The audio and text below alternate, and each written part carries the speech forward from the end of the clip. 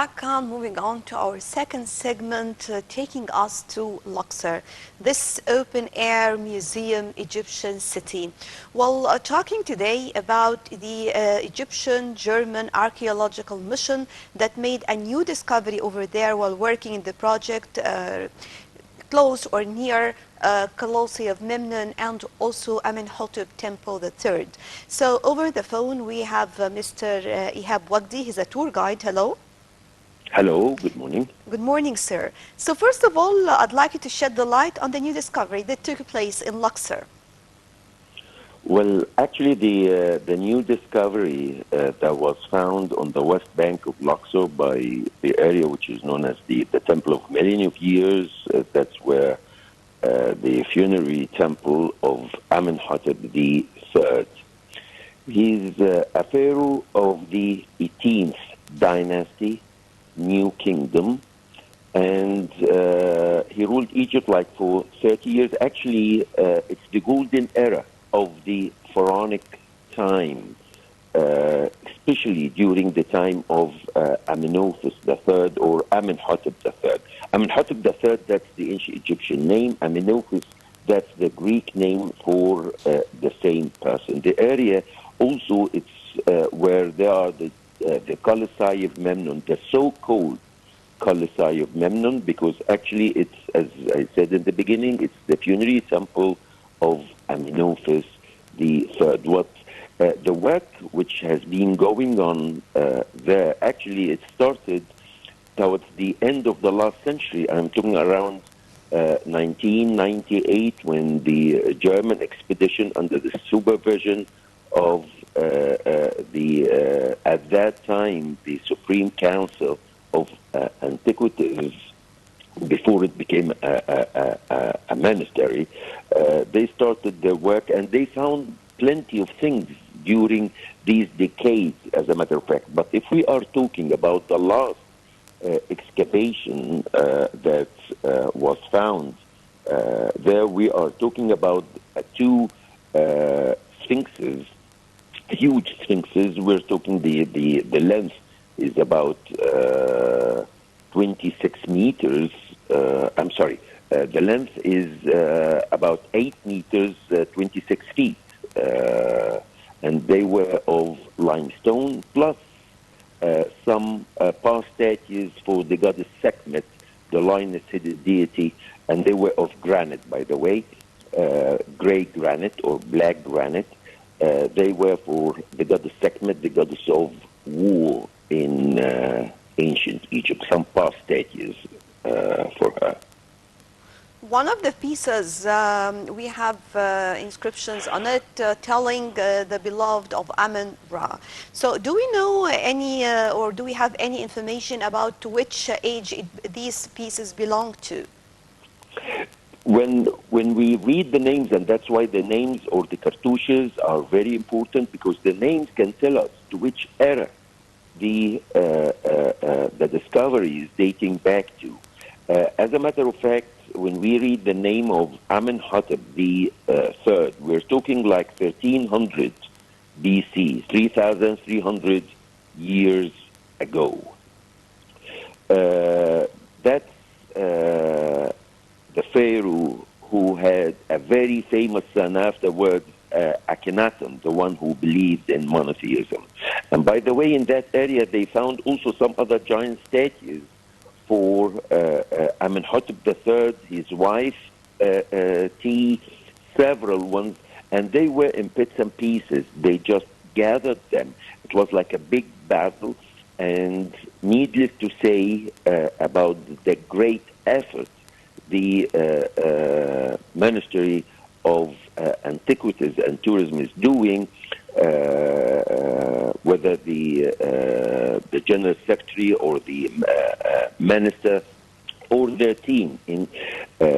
Needless to say, of course, the great effort of the German expedition. They gathered the pieces, all the ruins they found, and you can imagine that this area was affected by an earthquake, a major earthquake, and I'm talking during the pharaonic time, that they had to restore some of the pieces over there, even during the Pharaonic time.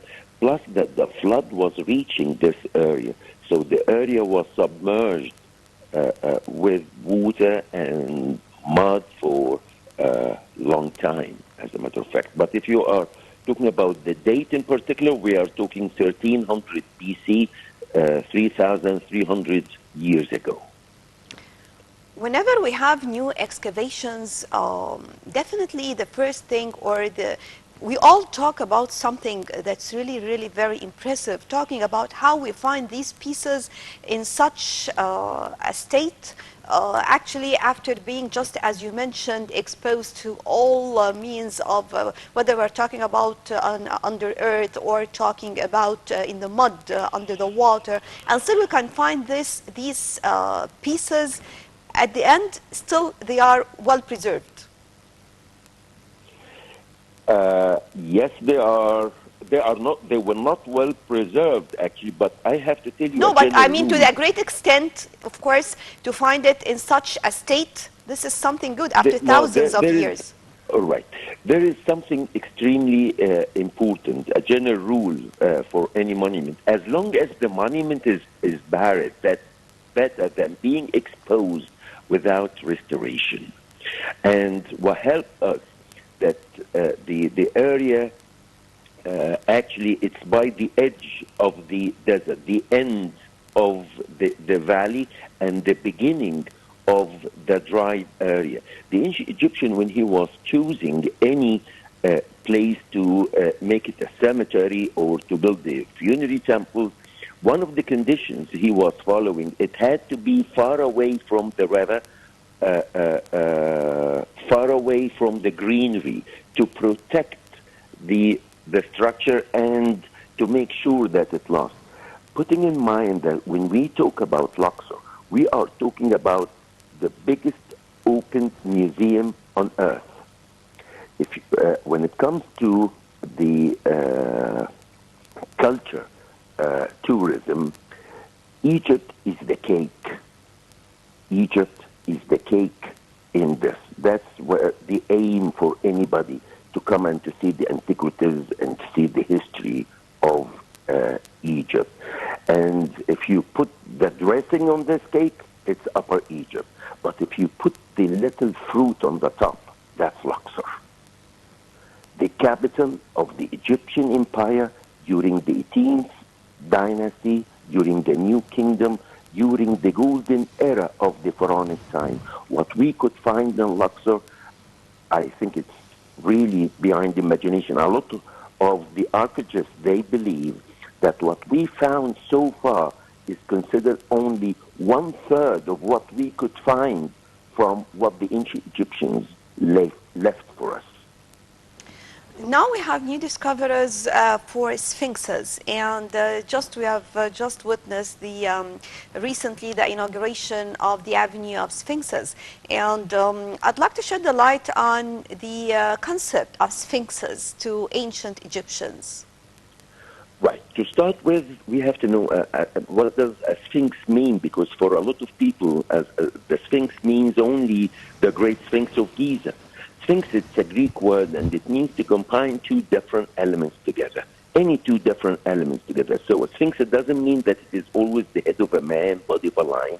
It could be the head of the ram, for example, and the body of the lion. These sphinxes, when you see the sphinxes, it means that they are marking a road or a beginning of a festival road, especially that over there also there was a wall that was found, and we found also descriptions talking about the Hepsed celebration. The Hepsed celebration, the celebration was done every 30 years by the Pharaoh to show the people, his people, the subject, how strong he is. They believe that a strong Pharaoh is ruling a strong empire. So that's why every 30 years they had to make this celebration, the Hepsed celebration. And usually the road was marked by sphinxes.